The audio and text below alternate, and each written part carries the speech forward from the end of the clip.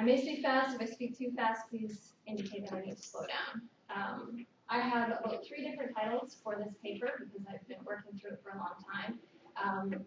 But what I'm going to settle on for this situation here is basically, let's not forget to be kind. That's the title of this paper.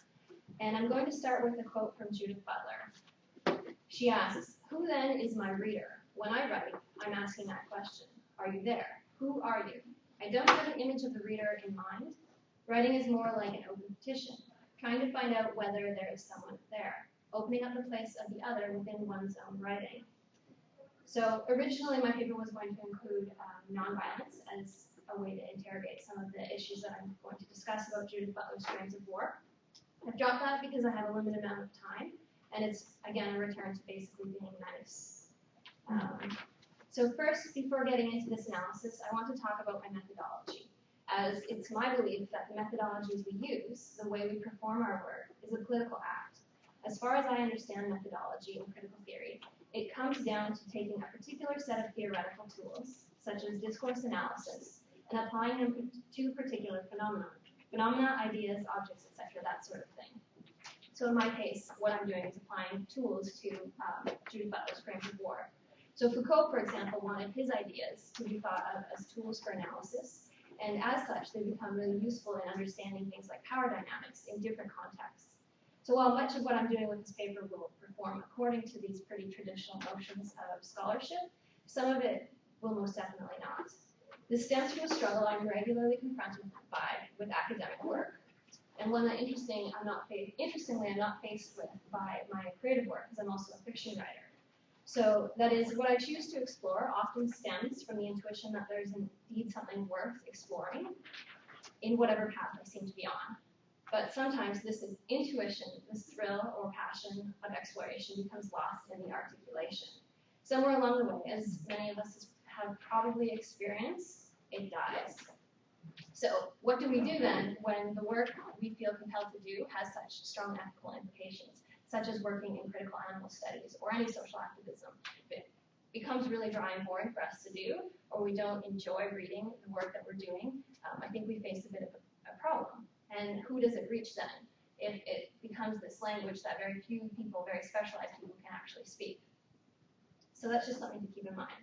The question becomes, how can we fit intuitive, messy, embodied, experiential knowledge, the knowledge of heart and being, into a genre that demands logic and linearity, a genre that insists upon a destabilization of truth while acting as though it is true? What are the ethics of this? A particular struggle for myself is the question I really wish to tangle with here, which is one of feeling and love. Where does it fit into academia, and academic writing in particular? It is my proposition that a different kind of writing might offer a way to textually embody this kind of intuitive knowledge, and might open up the possibility of producing scholarly writing about love. This is part of what my methodology attempts to perform, and is in the early stages of thinking towards what I'm considering either queer writing or post-humanist writing. So the writing itself then matters, not just in what it says, but in how it says it. So that's all well and good, but how does it actually work? Sort of like this. I'll admit right now that I don't contend anything. I am not certain as the scholar is supposed to be certain. Much, if not all of this, unfolds with luck and privilege and some kind of faith. There's a feeling in my body, a knowing that is not reducible to the inescapable violence produced by language and words. But for this work to be politically useful, a putting to words is necessary, but it is not necessarily meaningful to it. So an intervention then is to use messy writing, or what organization theorists Houlden and Rhodes call dirty writing, that enables the embrace of this not knowing just to see what happens. Possibility, a renewed framing that recognizes that, as Butler says, quote, "The frame does not simply exhibit reality, but actively participates in a strategy of containment, selectively producing and enforcing what will count as reality," end quote. So like Houlden and Rhodes, I am anxious, and this too is, quote, writing that seeks to disrupt phallogocentric discourses by confusing gender, genre, and surfacing that which is impure, end quote. They specifically talk about creating feminine writing, but I don't want to buy into that binary, that messiness or dirtiness is necessarily a female kind of writing. So that's why I sort of situate it as queer or post-human. And because I don't know, and I don't want to pretend I know, sir, the logic of linearity won't work here. I too want to, quote, vomit, bleed, urinate, or leak the anamnesis of the body into the text, end quote. Get dirty and explore with my hands undiscovered land and post-human body. So this is not a failure to engage critically, but instead is a performance of a recognition that certain ways of knowing or of pretending to know have been argued as, quote, strategies of violence that seek closure through the authority of the one, end quote. This then is an experiment with, quote, an openness to the contamination of the other, end quote. And as my argument develops here, I hope that the reason for this openness, the need for this openness, becomes more apparent. So, without further ado, the other sort of half of my arguments. There is no single argument here, as if there ever could be. My stepping into the river will be a leap headfirst, if anything. From the flotsam that I cling to, I am in the process of doing a formalist reading of Judith Butler's Frames of War.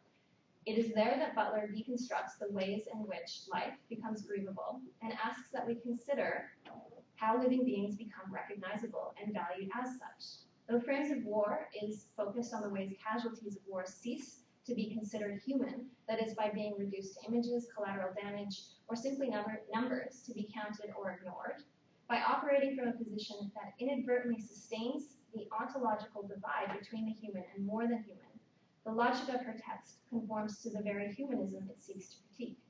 So in other words, while the argument at times gestures towards the possibility of an understanding of life that brings the human into a relationship of ethical obligation with the non-human animal or the more than human, it remains indebted to humanist discourse.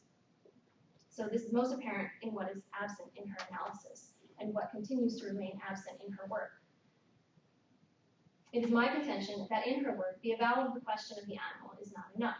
By pushing beyond the invitation that some of her recent work, and if some of you are familiar with her work, Precarious Lives is a good example of this, it seems to invite this invitation, and because it doesn't explore it very thoroughly, in some ways seems to rescind the invitation, I think it can be further used to dismantle the ideological border between the human and the non-human animal.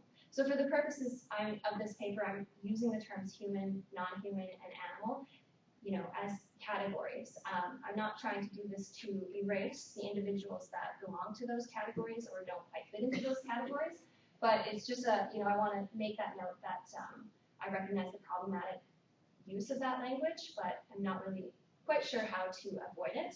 And I'm using non-human animal, but I also find that to be a pretty human-centric term. So just that in mind. In extending her thinking, I will consider the possibilities for the embodiment of ethical obligation. How do we perform the obligations that her work seems to call for as the human towards the non-human animal? And in what ways can we perform both bodily and textually, and this is important to me, how textually, the position of the human that attends to the precarity of life in all of its forms. So returning to a much, much earlier Butler from some of her earliest works, who asks, quote, what kind of subversive repetition might call into question the regulatory practice of identity itself? I will consider the possible role for metta, the Buddhist concept of loving kindness. Because this concept definitively demands a kind of action, I see it as a potential map into the kind of subversive repetition that might inform a practice of resisting humanist discourse. More specifically, I ask, how can the practice of loving kindness inform an analysis of the humanist framing of life developed by Butler? So when I was presenting this before, people sort of objected to me taking Frames of War, which is ostensibly a book about war, and tying it to the question of the animal. So why I've done this is that this question of the animal is central to the logic of the framing that Butler has used in the last 10 years of her work. Framing as a political tactic is a process of normativity. Consider the statement, which I've actually written up here, so you can follow along. It's kind of a mouthful. So when populations become implicitly framed as targets for destruction within ordinary discourse, then the frame solicits our complicity with this practice of the visual and discursive normalization of war. Consider its apparent parallel with the replacement of war with meat eating. The aporia in the logic of Frames of War is apparent also in a relatively recent interview where Butler suggests that what is on offer in thinking through a different kind of ontology, what she calls social ontology, or an ontology of precarious life, is, quote,